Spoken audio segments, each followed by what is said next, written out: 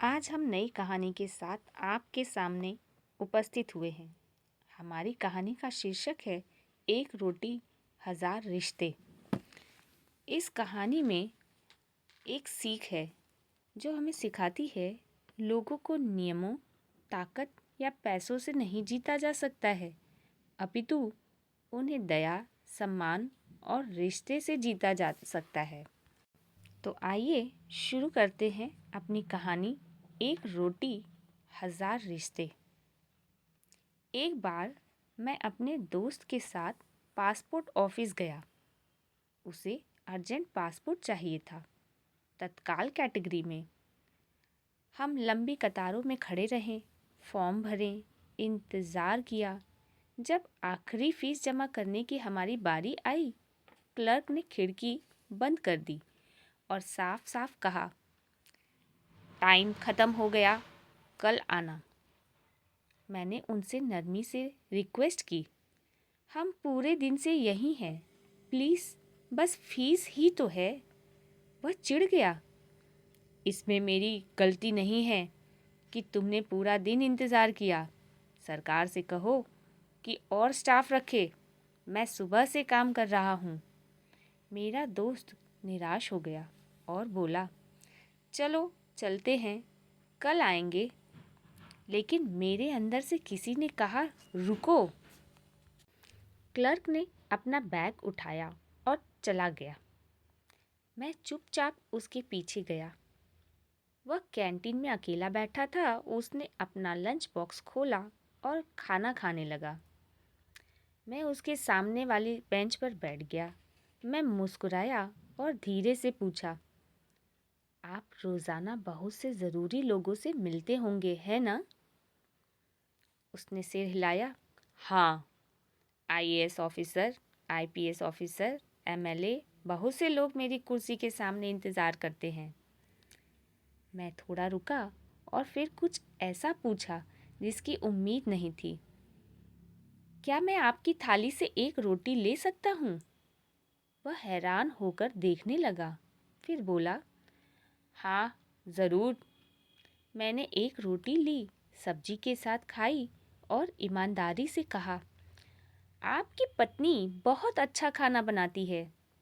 फिर मैंने धीरे से कहा, आप एक ज़रूरी कुर्सी पर बैठते हैं, बहुत से ताकतवर लोग आपके पास आते हैं, लेकिन क्या आपने अपनी पोस्ट की इज्जत की है कभी?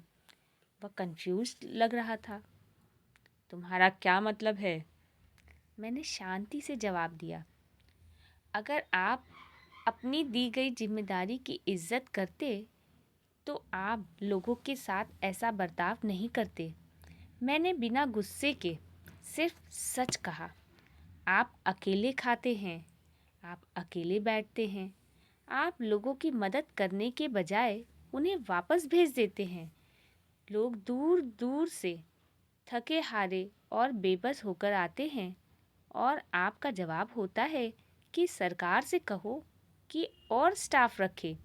लेकिन एक पल के लिए सोचो, अगर और लोगों को नौकरी पर रखा गया तो क्या आपकी अहमियत कम नहीं हो जाएगी? वह चुप हो गया।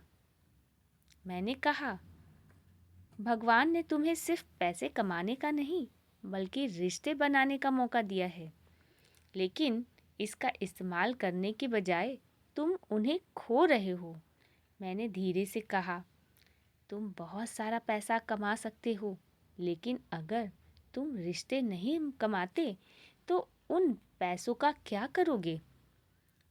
अगर बर्ताव सही नहीं है तो परिवार भी खुश नहीं रहता। उसकी आंखों में आंसू आ गए। उसने फुसफुसाया, आप सही कह रहे हैं सर। मेरी पत्नी झगड़े के बाद चली गई। मेरे बच्चे मुझे ज़्यादा पसंद नहीं करते। मेरी माँ मुश्किल से मुझसे बात करती है। वह सुबह कुछ रोटियां बनाती है और मैं उन्हें यहाँ अकेले खाता हूँ। मुझे घर जाने का मन भी नहीं करता। मुझे नहीं पता कि मुझसे कहाँ गलती हुई। मैंने उसके कंधे पर हाथ रखा और धीरे से कहा, लोगों से जुड़ो। अगर तुम किसी की मदद कर सकते हो तो करो। मैं यहाँ अपने लिए नहीं आया था। मेरे पास पहले से पासपोर्ट है, बल्कि अपने दोस्त के लिए आया था, बिना किसी स्वार्थ के। इसलिए मेरे दोस्त हैं। और तुम अकेला महसूस करते हो। वह खड़ा हुआ, अपनी आंखें पोंछी और कहा, प्लीज़ खिड़की पर आइए, मैं आज ही फॉर्म ले लूँगा। उसने काम कर दिया। जाने से पहले उसने मेरा फ़ोन नंबर मांगा। साल बीत गए। रक्षाबंधन पर मुझे एक कॉल आया। रविंद्र कुमार चौधरी बोल रहा हूँ सर। कई साल पहले आप पासपोर्ट ऑफिस आए थे और आपने मेरे साथ एक रोटी खाई थी। मेरा दिल थम गया। मुझे सब याद आ गया। उसने खुशी से कहा, सर, उस दिन के बाद मैं सोचता रहा, बहुत से लोग पैसे देते हैं लेकिन कोई आपके साथ बैठकर खाना नहीं खाता। उसने अपनी बात जारी रखी। आवाज़ भावनाओं से भरी हुई थी। अगले ही दिन मैं अपनी पत्नी के मायके गया।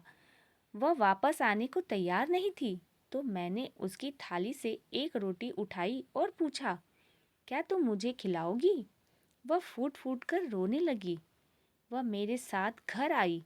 मेरे बच्चे भी आए।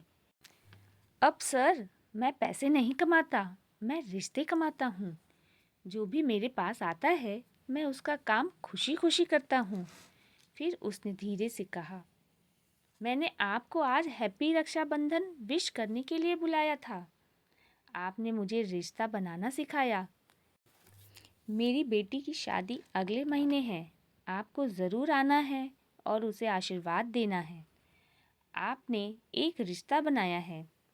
मैंने सुना, चुपचाप सुना, बहुत भावुक होकर। मैंने कभी सोचा नहीं था कि एक रोटी शेयर करने से पूरी ज़िंदगी बदल सकती है। तो अब आप बताइए दोस्तों कि आपको क्या लगता है कि ये कहानी की जो सीख है, लोगों को नियमों, ताकत या पैसे से नहीं जीता जा सकता, अपितु उन्हें दया, सम्मान और रिश्तों से जीता जा सकता है। क्या ये कहानी की सीख इस कहानी के उपयुक्त है या नहीं? आपको हमारी ये कहानी कैसी लगी, हमें कमेंट करके ज़रूर बताएं।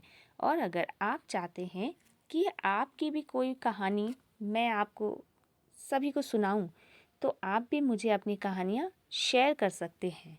धन्यवाद।